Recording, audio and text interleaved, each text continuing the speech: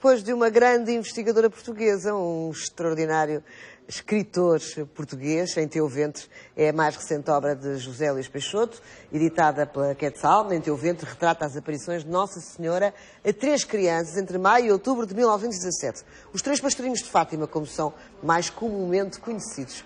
Olá, boa tarde, José Luís Peixoto. Primeiro estou muito curiosa em perceber porque é que resolveu escrever sobre Fátima e sobre os 3 pastorinhos. Sim. É curioso referir que o livro trata desse assunto e trata das aparições, porque realmente as aparições são aquilo que nunca surge no livro. O livro trata efetivamente da história e das personagens que existem à volta dessas aparições, porque quando se trata de Fátima há logo uma questão que surge, que é a questão da fé de cada um, não é?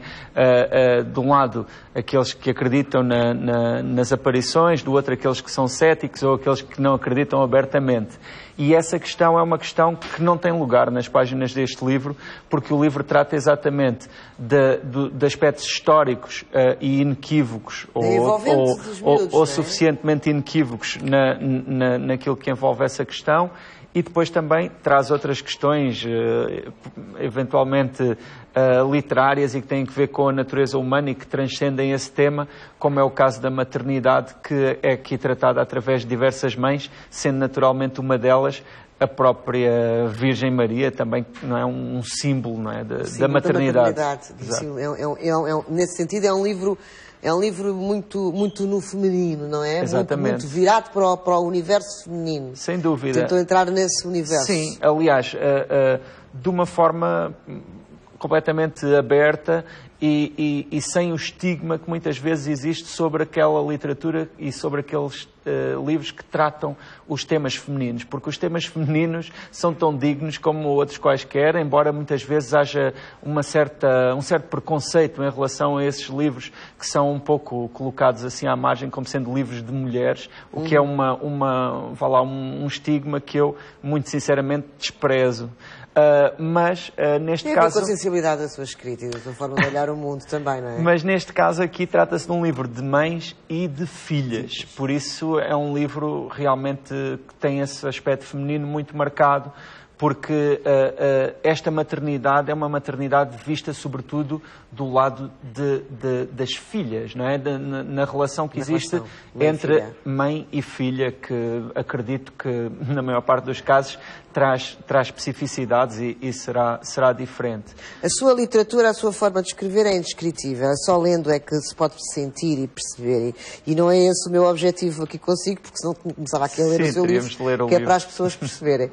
Mas isso deixamos para quem comprar o livro. O que me interessa saber é... Fez muita pesquisa para chegar a estes factos?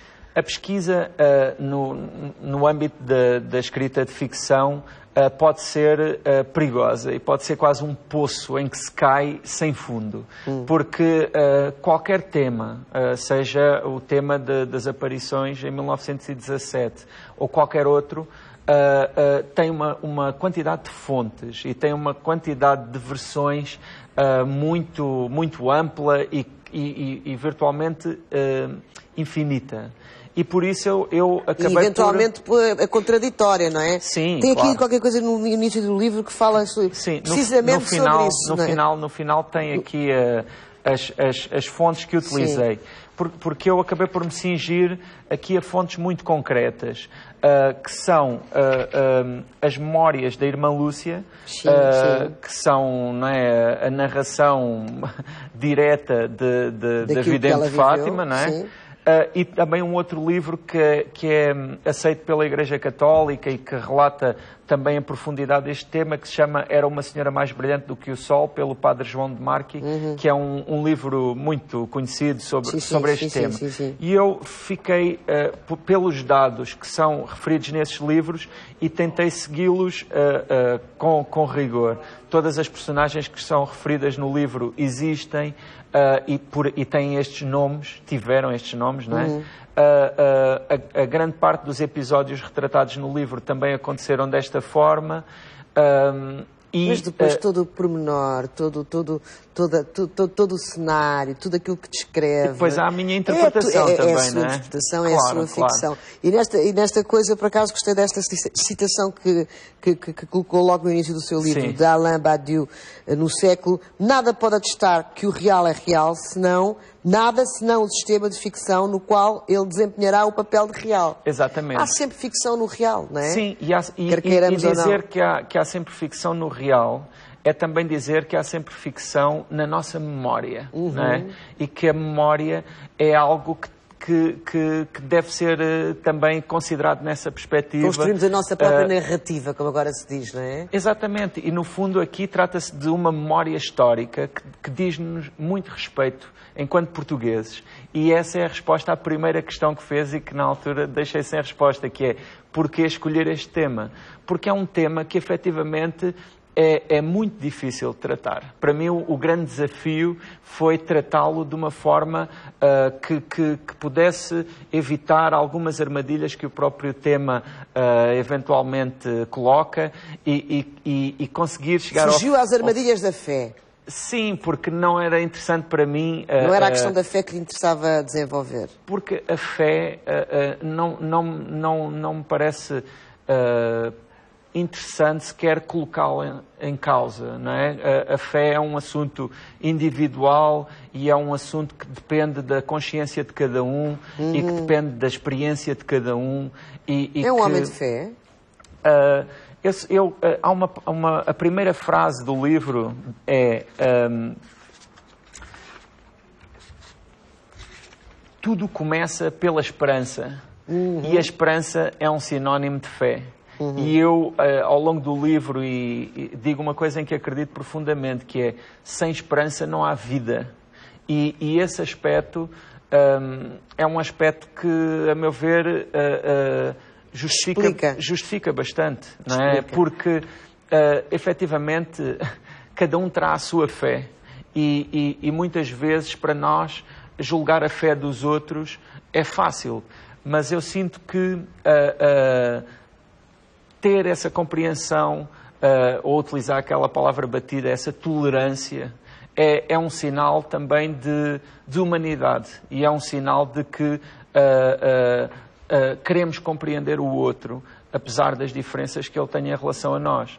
Por isso, eu sinto que sou, sobretudo, uma pessoa com esperança. Com esperança e com a tal fé, sem grandes ligações às religiões, aos concretos, aos reais. Aliás, o próprio mistério de Fátima, as próprias aparições de Fátima, para a Igreja Católica não são um dogma de fé. Sim. Portanto, pode-se ser católico e pode-se pura e simplesmente não acreditar nas aparições de Nossa Senhora. Mas essa é uma questão que eu acho interessante de aprofundar.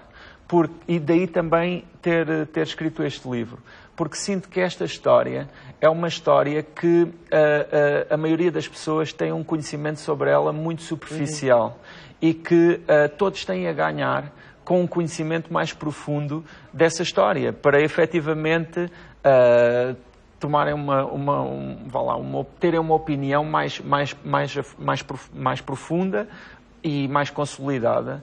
E perceberem o Portugal rural de 1917. Exatamente. Não é? E percebermos também quanto desse Portugal é que ainda nos molda e quanto dele é que ainda faz parte de nós, seja sob a perspectiva da fé e das nossas convicções a esse nível, ou ao nível da nossa cultura e de quem somos. E da nossa forma de estar na vida, não é? Exatamente. E ao mesmo tempo, para mim, este tema, que é um tema não é tão falado, a partir do momento em que eu comecei a partilhar com outras pessoas, a maioria das pessoas sentiu-se um pouco incomodada com ele.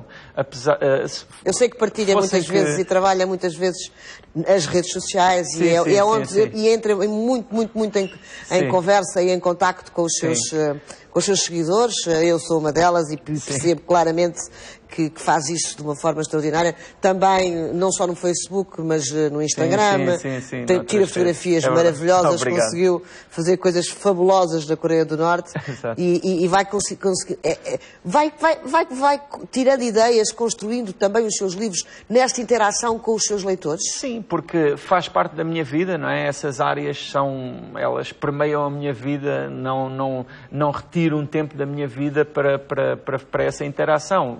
Faz parte da minha vida e está integrada nela e naturalmente que tudo aquilo que me toca dessa forma acaba também por contribuir para a minha reflexão, para eu chegar a algumas conclusões. Mas nesse caso, deste livro em particular, eu senti que havia essa resistência a este tema por parte tanto daqueles que creem como daqueles que têm dúvidas ou que abertamente não creem. Tipo, vai-se meter uma coisa dessa. Exatamente. Isso ainda me estimulou mais para escrever sobre este assunto, porque realmente quem escreve livros acredita na comunicação. Acho que por natureza tem de acreditar. E temas que causem esse tipo de dificuldade são muito estimulantes para que realmente se fale sobre eles e que se desembarace esses nós para que possamos ter uma comunicação mais fácil. Apesar de Fátima ter milhões de pessoas todos os anos a ser visitada, ainda é um tabu esta história? Eu sinto uma coisa muito curiosa, que é, a partir do momento em que eu digo às pessoas que escreviam um livro sobre esse tema, elas tentam perceber mais ou menos que livro é que pode ser com base num preconceito daquilo que pode ser um livro sobre este tema. E um livro sobre este tema será um livro que ou faça uma apologia portanto, daquilo que aconteceu e da fé naqueles acontecimentos, ou de uma rejeição desse tema. E, efetivamente, não é nem uma coisa, eu nem tentei outra. falar de outra forma, acrescentando, não é, alguma coisa diferente ao tanto que há sobre este assunto. Não é uma coisa nem outra, é um olhar muito sensível e muito interessante ao Portugal rural de 1917, às relações humanas, às relações mães-filhas. Em Teu Ventre o nome está muito apropriado. Foi um gosto tê-lo aqui. Parabéns pelo livro. Obrigada. Até à próxima.